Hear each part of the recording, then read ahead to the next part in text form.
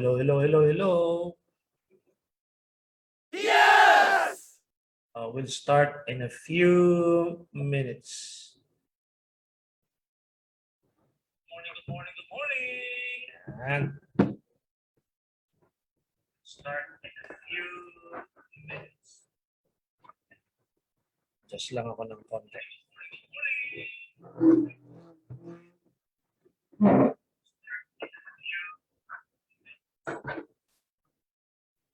Just lang.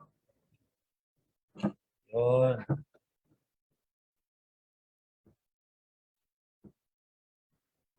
Okay.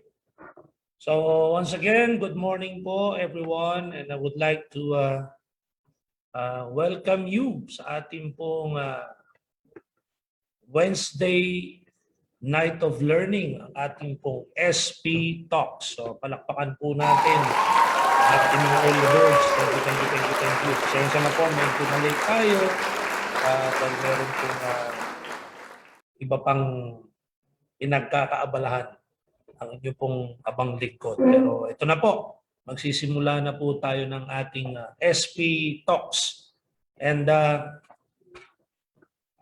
believe me, pag sinabi ko pong maikli lang itong topic natin ngayon, baka po hindi tayo makaisang oras. So I will not take so much of your time. Ito po ay mabilis lamang at simpleng learnings po ang aking maibibitaw sa inyo para sa ating Wednesday learning na ito, ang ating SP Talks for today. Medyo yung aking green screen ay hindi nakikisama. So, okay. So for tonight, I'll be talking sabi ko nga, a short topic, and this is something madalas nyo nang nadidinig. Madalas nyo nang napapakinggan sa mga mentors ninyo, napapakinggan sa amin from the very start, pero bibigyan ko lang ito ng mas malalim na pag-intindi o yung tinatawag na pang-unawa.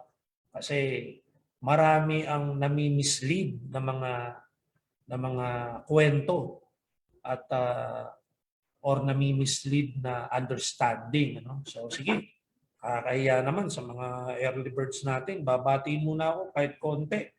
Binabati ko si Alfie Dawis Villa, good morning din. Si Evelyn Ramira Lauron, good morning din. Si Victoria Araneta Bibauco, yan, watching from Taiwan. Si Richel Aguilan, Noel Agis, or Ogiis, sorry. Yan, sa taga Clarin Uzamis pala, si Alfie Dawis Villa, yung unang-unang pumati kanina. Tapos siyempre si John Anthony Villanueva, si Cedric Ramos, Crisanta Mamaril Casula or Casulya, yan. Araceli Guaro Evaristo, good morning din po. Yan, Janelle Ann Artillaso. Yan, tapos si Salvi, good morning. Easy. Yan, si Mark Aldren Fuentes. Si Connie Del Prado, good morning Sir Jun, good morning din po. Nilo Lapore, Manilin El Camel Albina, Welsi Cabante, Chelsky Naldo de la Peña, yan. Ranzel de Luna, yan, hindi ko kilala to, kasi kilala ko to, yan. Si Ate Anakleta, Arceo Rosa Roso, hello din, yan. Power. Then si Junaline Limbaro Bejek Larede. Yan, paki-shout out sa leader ko. Yan. Shout out daw si Abigail Gisona Limbaro. Yan, guwapa daw, paki-shout out. Yan. So, naku, linilipad yata yung aking green screen, kaya gano'n, Yan. So, diba, mag-a-adjust lang ako, wag yung alis.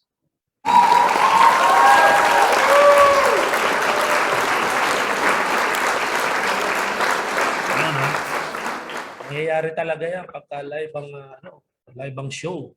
Yan. Sige. Huwag na tayo magpa-istorbo dyan. Nilipad-lipad nga siya. Kaya magulo. Sandali lang ha.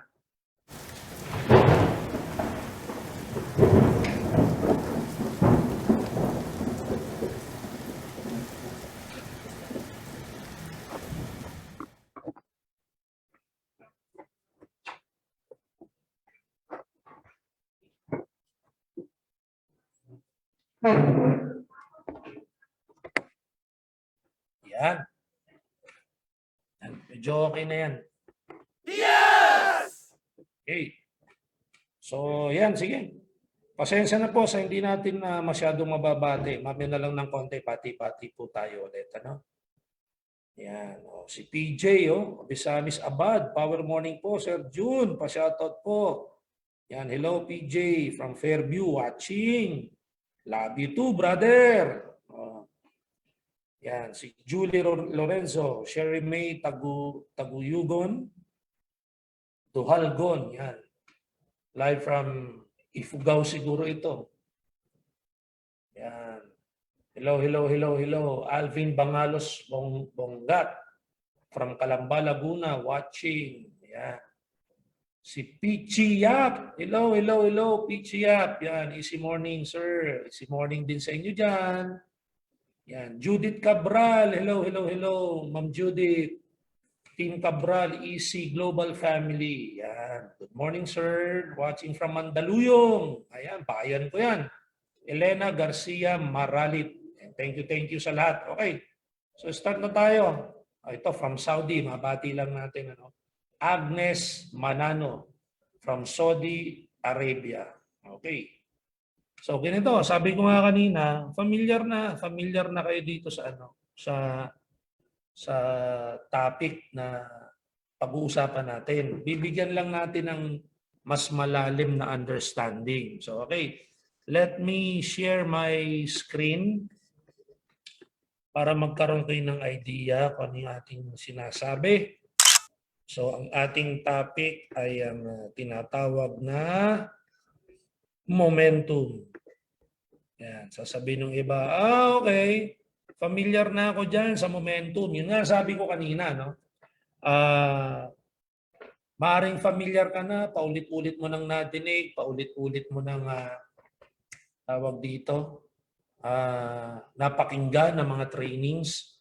So maaring ang mga trainers, ang mga leaders ay meron ng mga kanya-kanyang interpretation kung ano yung momentum na tinatawag. Pero sabi ko nga, bibigyan ko pa ng mas malalim na understanding kung anong momentum para ginagamit mo siya ng tama. Kasi kadalasan, sa training, minsan pag naintindihan na natin, yun na yung pinapractice natin. So ang delikado doon, pag mali yung intindi mo, obviously, mali yung magiging approach mo. And then, ang end result nun, mali din. Kaya, wag nating ismulin. Familiar na ako dyan. Lalo na yung mga ugaling. Alam ko na yan, yung mga ganyan. Madalas na nating madinig yan. Yan ang good news. Yung mga madalas magsalita niyan, yung alam ko na yan, super basic naman yan. Yung mga nagsasalita ng ganyan, wala na po yan. Wala na sa industriya. Hindi na active dahil hindi na talaga, hindi na nagawa ng maayos ang negosyo dahil mas inuna yung kayabangan, mas inuna yung alam ko na yan kaysa dun sa pag-aralan ng bawat sitwasyon. Lalo ngayon, nagbabago ang panahon, dapat sumasabay tayo. Dati, hindi ako advocate ng online years back, pero ngayon talagang napatunayan natin na yung mga katulad ko na mga hindi advocate o hindi basta-basta naniwala sa online, mali yun, mali. So ngayon, kitang-kita natin ang power ng online. Ako mismo, nakikinabang ako sa power ng online marketing. So kailangan marunong tayong tumanggap ng mga pagbabago at mga adjustment. So, katulad ng ng bagong division natin, itong Orbis Victus. So sa mga leaders natin dyan, huwag tayo makakalimot, ang NDPP is on top ng PMA mo, kaya wag ka makakalimot. Prioritize ang NDPP. And of course, don't forget your PMA. And sa darating na lockdown, for updates of schedule ng opisina, ng bentahan, ng pagre-release ng cheque, please refer to our official Facebook page para updated kayo about the schedule ng office, schedule ng Easy Shop, and everything na may kinalaman sa negosyo natin. Okay, balik tayo sa topic natin. Pag pinag-uusapan ng momentum, marami ka ng idea dyan, marami ka ng naintindihan dyan, naniniwala ako sa iyo. Kaya ako'y nandito para dagdagan ko pa yung nalalaman mo sa momentum or ma-correct natin yung maling pag-intindi mo tungkol sa momentum. Kasi may mga mali eh. May mga tama ang intindi sa momentum pero meron din mga mali.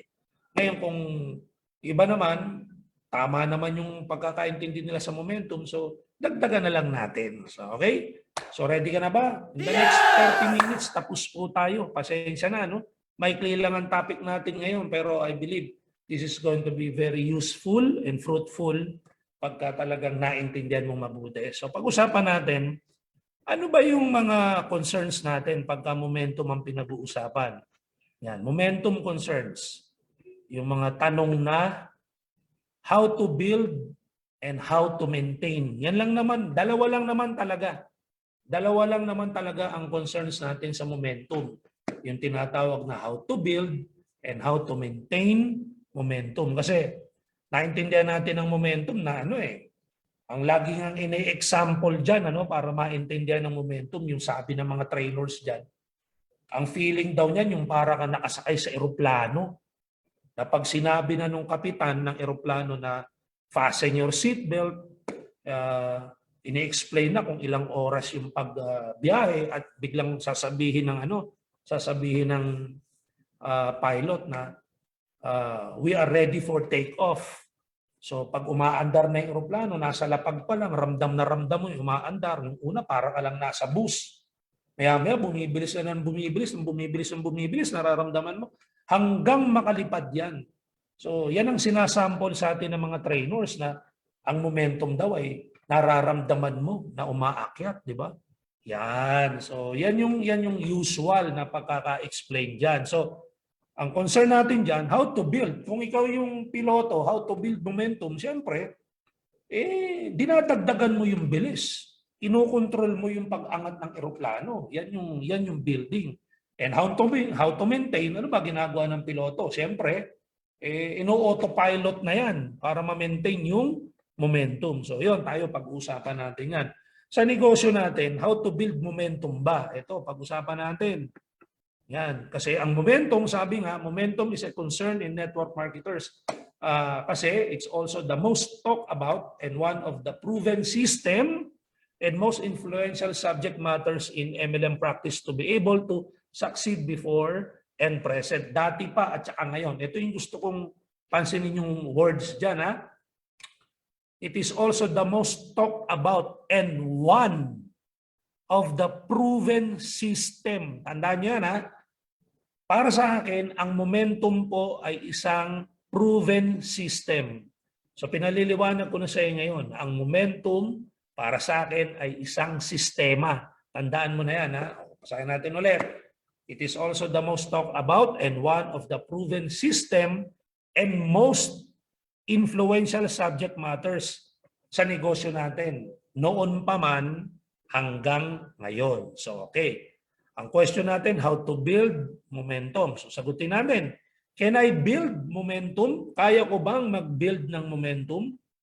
So ang sagot dyan, yes. Momentum can be built. Pwede raw i-build dyan momentum. So ang ine-explain dyan, here now plays the role of the company you are with. Many networkers fail to succeed even they are still in the stage of knowing what momentum is. Because more often than not, yung company na pinasukan nila or sinalihan nila ay hindi nakaplano. Were not planned for long term and sometimes fake or scam.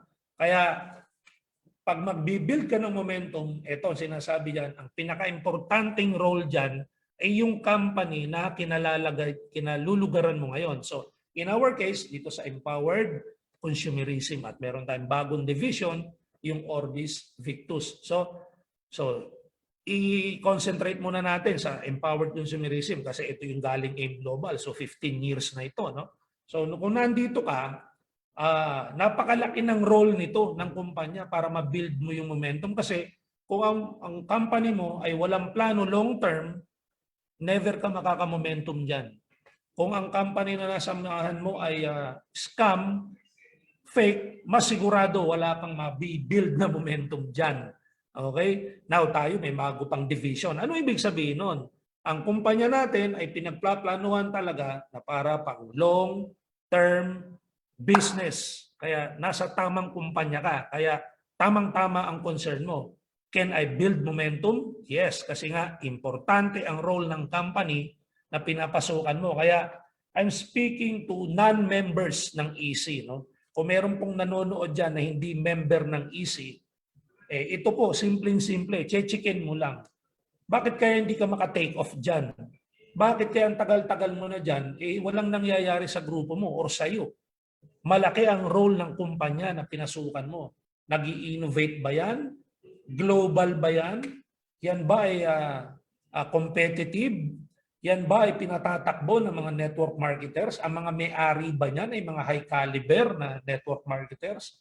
So, meron na bang ugat yan na talagang matibay ang kumpanya na yan na kahit na anong challenges ang dumaan dyan, linalampasan dahil sa gagaling ng mga leaders at sa tulong-tulong na effort ng management ng BODs at mga trainers? Maganda ba produkto niyan? Ito ba ay pwede mong ipagmalaki? Dapat ganyan mga chinecheck mo. Maganda ba ang compensation plan sa company na tinutuntungan mo ngayon? Well, anyway, kung pag-uusapan natin ay empowered consumerism, magiging bias tayo masyado dyan. So, you answer that question. Kasi kung ang concern mo ay, can I build momentum? Kasi importante po na makapag-momentum ka. Dahil pag hindi ka nakapag-momentum, sa salitang madaling maintindihan, hindi ka makaka-take off. At pag hindi ka naka-take off, wala kang aalagaan. Wala kang nasimulan. Ibig sabihin, wala kang ine-expect pa na mangyayari. Kasi hindi ka nga naka-take off So napaka-importante na makabuild ka ng momentum kasi pag nandyan na ang momentum, sunod-sunod na ang achievements at success na mangyayari sa iyo sa empowered consumerism. So nakalagay, napakalaki ng role ng company. So check on guys kung anong company ang tinutuntungan mo ngayon. So ikaw ay member naman ng empowered consumerism, tapos na ang kwento dyan. You are in the right field. You are in the right soil. Tama ang lupa na tinutuntungan mo. Ngayon, kung ikaw yung tamang buto na itinanim sa empowered consumerism, sigurado, tamang-tama ang pagtubo mo at marami pang kasama na makakasama mo na magiging successful. Marami ka ring matutulungan. Yun ang maganda ron. No? So ano pa ang sinasabi dyan? That's why it is very important to be sure of your company. It should be in the state of after the formulation and practice or concentration phase. So ibig sabihin, tapos na yung acid test na tinatawag. A bit of information lang po. Ang mga networking company po kasi meron tinatawag yan na acid test. Acido, no?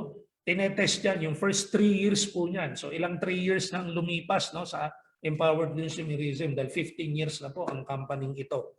So talagang napatunayan na ito po ay tamang lupa, tamang ground para sa iyo para tumubo ka ng malaki. Tapos na po ito sa tinatawag na formulation stage. Ano ba ibig sabihin ng formulation stage? Yung pinag-aaralan pa lang yung kumpanya, lampas na po ito doon. Yung practice or concentration stage, yung tinitingnan pa lang kung okay. Ito po'y tapos na. So tapos na sa acid test. So pwede ka na mag-build ng momentum dito po sa empowered consumerism. Now, ito yung tanong. Kanina, ang tanong ay, can I build momentum? Ito naman, how to build momentum. So ito na, pag-usapan natin. Paano ba mag-build ng momentum? Number 1, ang sagot natin dyan, don't search for it, make it. Bakit ko nasabi? Bakit ko nasabi na don't search for it and make it? Kasi may mga paniniwala na baliktad sa sasabihin natin ito. Remember that momentum is a system and not a feeling or mind setting. Naalala niyo yung sinabi ko kanina? Ang turo ng mga naunang trainers, di ba? Sinasabi, ang momentum daw ay nararamdaman. Paangat ka, no? Well, sa negosyo, hindi po applicable yun. Ako, I strongly believe na ang momentum po ay isang sistema at hindi po pakiramdam. Kaya binanggit po natin dyan, remember that momentum is a system and not a feeling or mind setting. Hindi po pwedeng iniisip mo lang, uy, momentum na ako. Momentum ka na nga. Hindi po pwede yun. Paano mo nasabing momentum ka? Nararamdaman ko Mali po. Hindi po nararamdaman ang momentum dahil ito po isang sistema. So dapat pala may ginagawa ka, hindi sistema. So kaya don't search for it. Huwag mong hanapin. Make it. Yun po ang ibig sabihin natin. Ano? So duktungan natin yan. Paano ba yung sinasabing don't search for it? Make it. So number one, para magkaroon ka ng totoong momentum, dapat magplano ka. Number one, ang tawag natin, magtanim ng plano. Plant a plan. Hindi po plant a plant. Baka magtanim ka ng tanim. Hindi po. So, plant a plan. Goal setting is the start of all results. So, hindi po pwedeng mag-build ng momentum nang wala ka namang ginugol. So, kailangan mag-set ka ng plano, magsimula ka ng plano. Yan. Thank you very much. Bro, pakidala mo na yung ventilator doon. Baka nainitan si Doktora. Yan. Paki-set na lang yan doon. Yan. Thank you, thank you. So, ulitin natin, ano? Ang momentum ay hindi pakiramdam. Ang momentum po ay isang sistema. At yan ay nasisimulan sa pagtatanim po ng iyong mga plano. Goal setting is the start of all results. So kung ikaw ngayon ay wala kang kaplano-plano, wala kang ka-goal-goal, huwag ka nang umasa na magkaroon pa ng tinatawag na momentum. Taga mo na sa bato yan. Puputi na lahat ng maitim at iitim na lahat ng maputi. Hindi ka magkakaroon ng momentum kung wala kang pinaplano. Ano ba plano mo? Napakadami naman pwedeng planuhin, ano?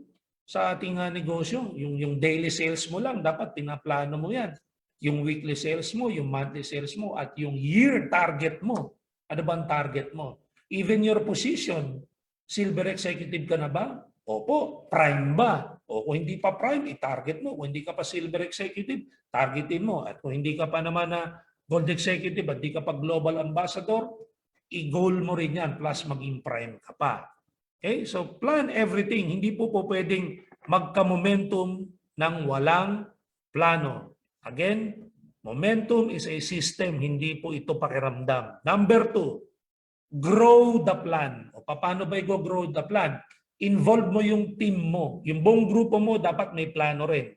Involve mo sila sa plano mo at ikaw tulungan mo rin sila magplano ng individual at para sa mga downlines din nila. So give everyone their part to finish. Tandaan mo ito, walang ma-achieve kung ikaw mismo ay wala kang parte na tatapusin. So what more kung yung grupo mo ay wala ring tinatapos? So basic na basic yan. May matatapos kung merong nakaplano na tapusin. Kaya from planting a plan, you have to grow the plan by involving lahat ng nasa team mo.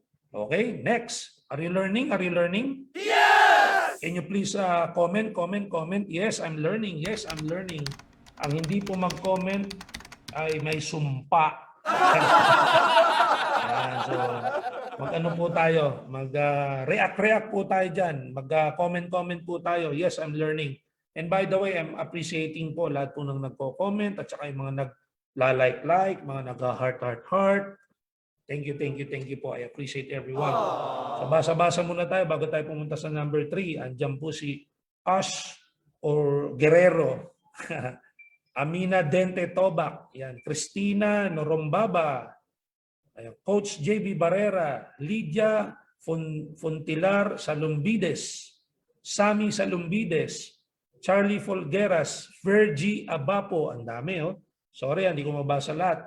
Si Tyne Jimenez, Evelyn Martinez.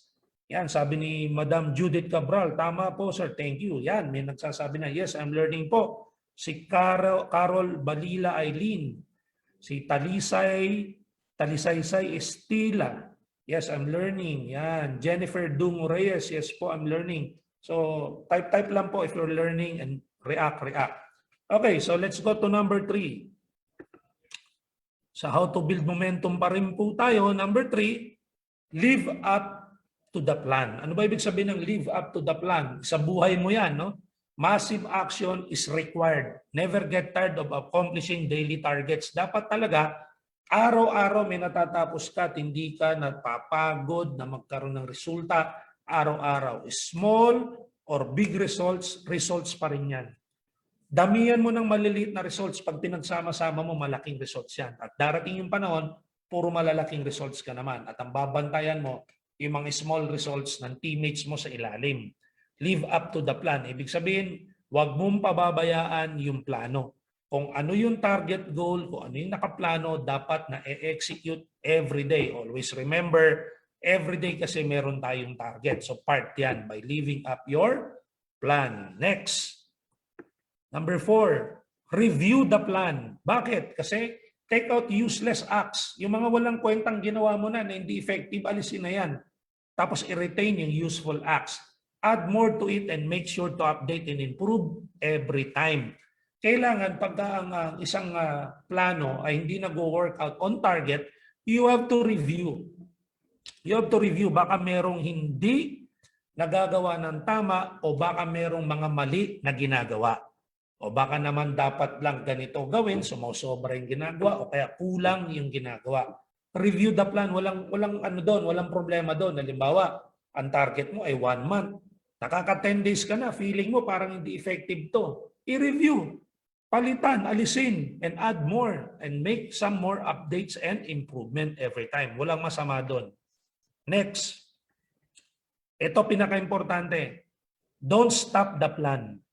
Keep your sight on the target. Focus all your attention to your goals.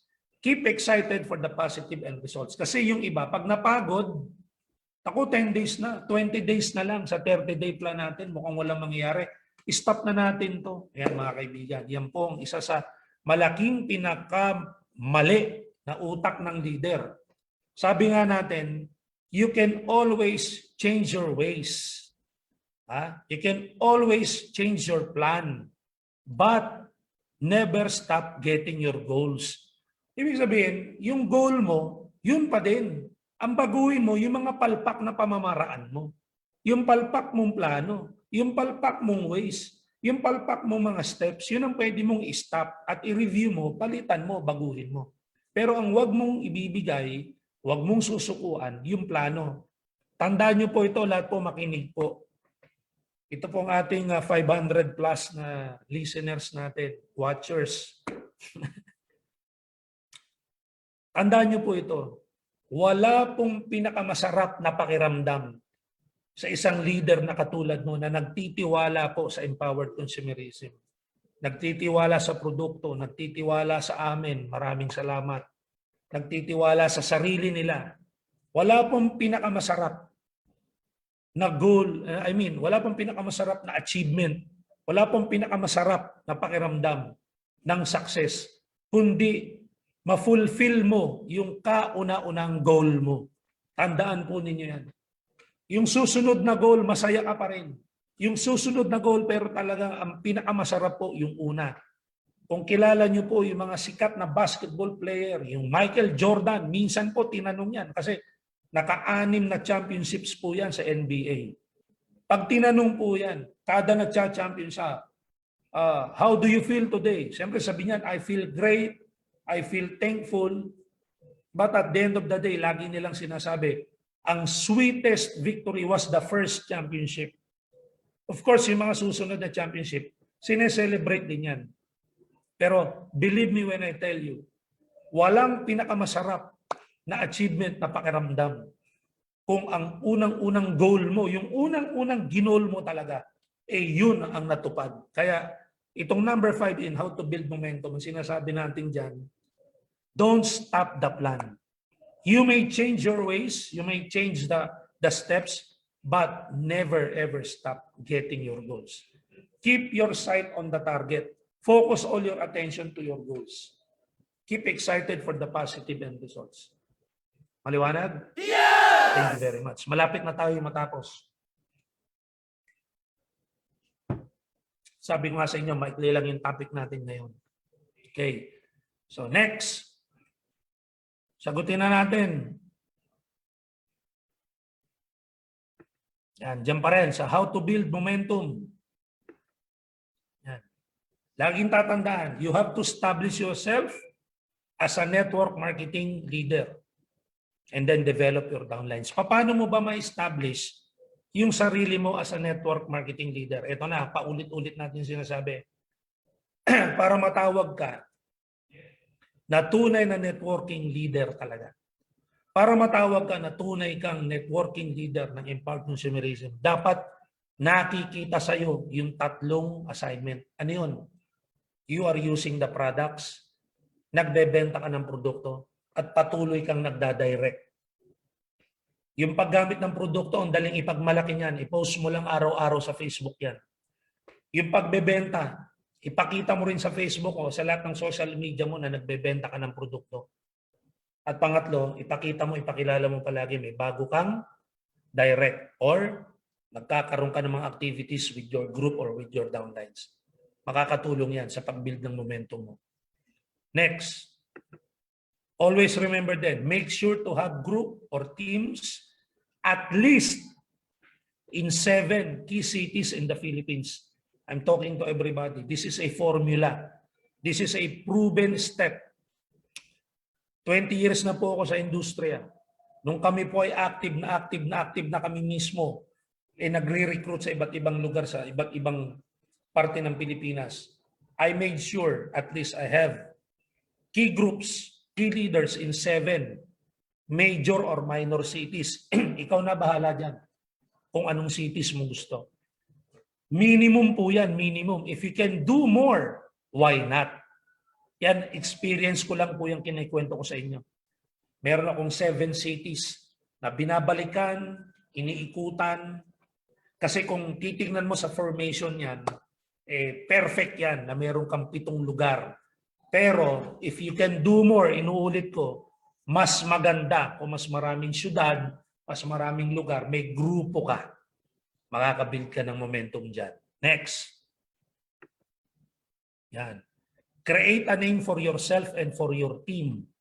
Number 1, don't get me wrong. Anong create a name for yourself and your team? Dapat makilala ang grupo mo. Kung ang grupo mo ay nakilala, best onliner, very good yan. Grupo mo, nakilala, mga best recruiters talaga yan. Or mga best retailers talaga yan. You have to create a name for yourself and for your team. Now, yung mga iba na, sir, maggagawa rin kami ng literal na pangalan ng grupo namin. Okay lang po yan. Basta magpaalam kayo sa mga mother teams ninyo. Sa mother upline, father upline, dapat may coordination yan kung mag-create ka ng pangalan ng team mo. What I'm talking about dito sa create a name for yourself and your team ay yung image na tinatawag. Dapat makilala. Ay, grabe yung grupo na yan ni Policarpio na yan. Grabe ang grupo ni Santos na yan. Ay, grabe ang grupo na yan ni Del Rosario. Grabe ang grupo na yan ni kung sino man, ano. So, kilala kayo, ay, grabe ang grupo na yan. Ang gagaling sa online yan. Ay, grabe itong grupo na ito kasi kilalang-kilala ito sa sa paggamit ng produkto. At ito talaga, kilalang-kilala itong grupo na ito. Active na active to everyday. Nasa Facebook yan. You have to create an image para makabuild ng momentum sa sarili mo at sa team. Yan. Next, be recognized.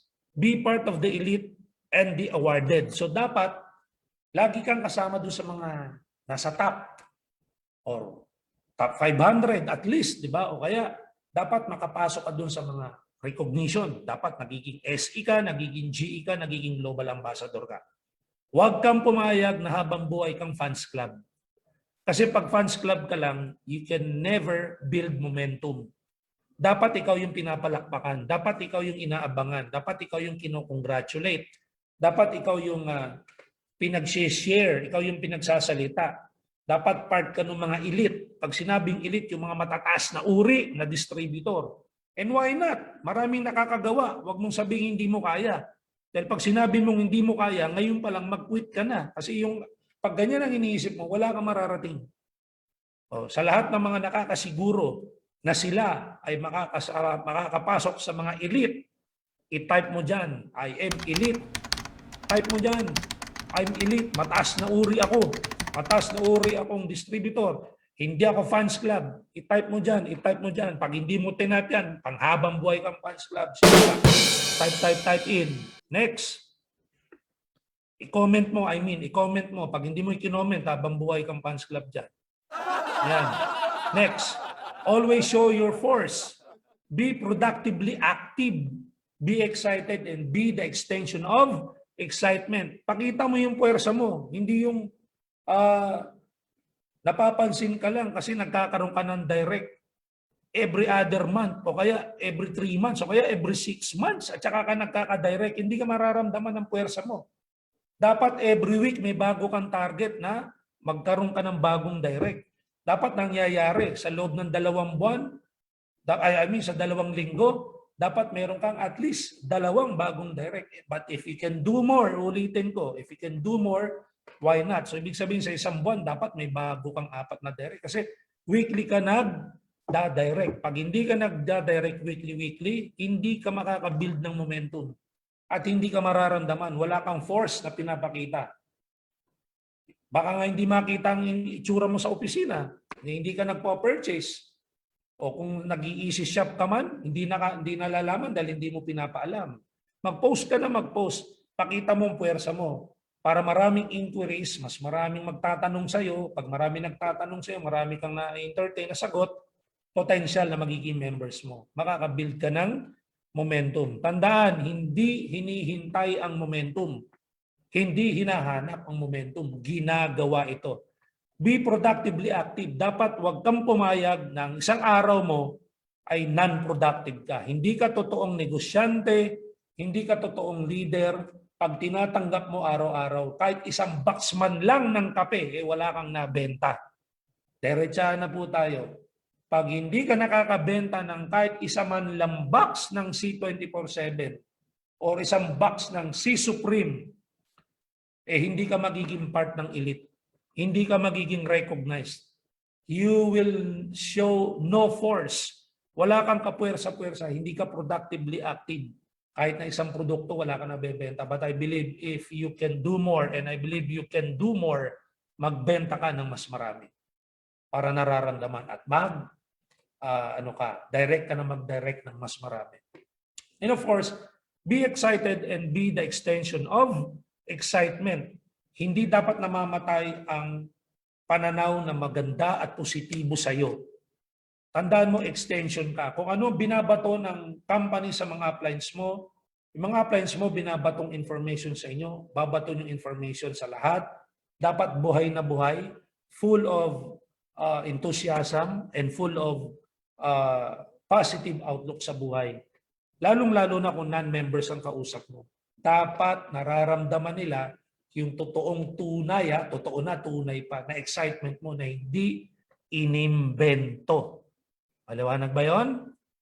Maliwanag. So ito na, malapit na talaga tayo matapos. So, yung tubig ko, paubos na rin. Kaya malapit na tayo matapos talaga. Nasagot na natin yung question na, can I build momentum? Nasagot na natin yan. At yung how to build momentum, ito na. Yung pangalawang concern natin. Yan, ito na. How to maintain momentum. So bago ko sagutin yan, bati-bati muna tayo. Yan, sabi ni Agnes Manano, Fans Club. Agnes, sabihin mo nga, hindi ka dapat fans club. Elite ka. Huwag kang papayag na fans club ka lang. Yan, sabi ni Belen Basilio, yes, tama po. Yan sa mga nagsasabi ng I'm elite. Thank you very much. O bati-bati tayo. Si Minanimbong Sara, nandyan. Marvin Ritualo, Delia Narca, Jemar Tantan Banay, Marilyn Valderrama Alburo, Nani Sabate, Kilap-Kilap, Karen Siapno. Yan. So marami pa. Amparo Carino Bote, Perla Sargado, Easy Christine Batapa. Hello sa inyo. Ito, sabi nila, I am elite. Ana Marie Liao Solteo. Sinabi rin ni Marlene Valderrama Alburo, I am elite. Yan, mga nagsabi. I'm GA. Ayan, Razul Musa Malawan. Very good. Marlene Valderrama. Hindi, sinabi na natin yan. Si, ito pa, Lucy Matalog. I'm elite. Ana Marie. Ayan, sabi niya ni Calyao Solteo. I'm elite. Si Jackie Oyaden Jose. I am elite. At marami pang nagsasabi. Sabi ni Madam Judith Cabral, naiiya mag-post sa FB, ibang leader. Oo nga, dapat hindi maiya eh. Show your force, ipakita mo, magparamdam ka para makabuild ka ng momentum. Kasi yung iba dyan, may Facebook, naiiya, kaya tas magtataka. Ba't kaya walang nag-i-inquire sa akin? Bakit kaya walang nagtatanong? Eh, hindi ka naman nagpo-post eh. Sabi ni Sammy Salumbides, yes. Yan. So yung nahihiya, mahirapan kanyan talaga ipakilala. Ito sabi ni Jeff, ni Joseph Al Diesta Francisco, I'm part of the elite. Yan, tama yan. Yan, si Tita Diodora Amil, good morning po. Baka late na po kayo matinda. sorry po Tita Diodora. Sana po, pag hindi po nasimula ng ating training, pwede nyo pong panoorin. May replay naman yan. After 5 minutes lang, pagkatapos ko, after 5 minutes, pwede nyo nang panoorin ulit yan sa replay natin. Sa FB page po ng Alliance in Motion Global. Yan. So, yan. At least naintindihan, ano? Okay, under tayo. So, ito na. Nasagot na natin yung tanong na, can I build momentum? Tapos nasagot din natin ng how to build yung momentum. Ito na. Yan. Yung tanong na, how to maintain momentum. Yan. Ito yung hinihintay na maraming sagot dyan. Paano kaya mag-maintain ng momentum? O para po sa lahat, pay attention. Ito po ang sagot natin dyan. You don't maintain it. You keep on building it. Yan. Dyan na po tayo nagkaiba. Marami pong magte-train sa inyo. Marami magsasabi sa inyo, ang momentum daw dapat mini-maintain. Hindi po. Para sa akin po, dahil ang momentum ay sistema, hindi po pakiramdam. Hindi po mindsetting ang momentum. Ang momentum po ay aksyon. May kilos na ginagawa. Kaya hindi po mini-maintain. You keep on building it. Bakit? Kasi pag minmaintain mo, ano ba ibig sabihin nun? Ang universal law, ang sinasabi, all that comes up will go down. Kaya dapat, ang naintindihan mo na you cannot maintain momentum, but you can always build it. Kasi maintaining means it's constant. It means stagnant. It means nothing else follows. It means stopping at a certain point. Yan ang ibig sabihin ng maintain momentum. Ulitin natin, pag nag-maintain ka ng momentum, it means stopping at a certain point. Naalala niyo yung kwento kanina ng piloto? Pag lumilipad na po ang piloto, pwede na matulog yan. Lalo na pagka nandun na-reach niya na yung goal niya. Pag na-reach na ng piloto, na nasa aeroplanong lumilipad, na-hit na niya na yung goal niya, na height ng paglipad, halimbawa 30,000 feet, matutulog na yan, may pipindutin na yan, autopilot. So ano mangyayari sa aeroplano? Aandar na lang po ng diretso yan at the height of 30,000 feet kung anong goal niya. Yung goal niya kanina nung nasa lapag, sabi niya, para makalipad tayo ng mabilis, kailangan ma-hit yung goal natin na 30,000 feet. Pagdating ng 30,000 feet, pwede na ako matulog, co-pilot. Kasi pipindutin lang nila yung autopilot. So ano mangyayari? Pag na-hit na yung goal, steady na lang yan kasi minentain na yung momentum. Ganyan din ang negosyo mo. Kaya yung iba nagtataka, grabe, last month, 100,000 ang cheque ko. Grabe, ngayon 100,000 pa din. Uy, bakit ikaw? 100,000 ka last month. Bakit ngayon 150,000 ka? Kasi ang pinagkaiba nyo, ikaw, minentain mo yung momentum mo. Yung kasama mo o yung ka-crossline mo, kausap mo, hindi nag-maintain ng momentum. Pinatuloy niya ang pag-build ng momentum. Kaya hindi nag-stop sa 100,000 yung cheque niya. Paano kung ang cheque mo 10,000? Buwan-buwan 10,000 kasi wala kang ginagawang bago. Kasi wala kang dinadagdag na skills. Kasi wala kang dinadagdag na bagong directs mo.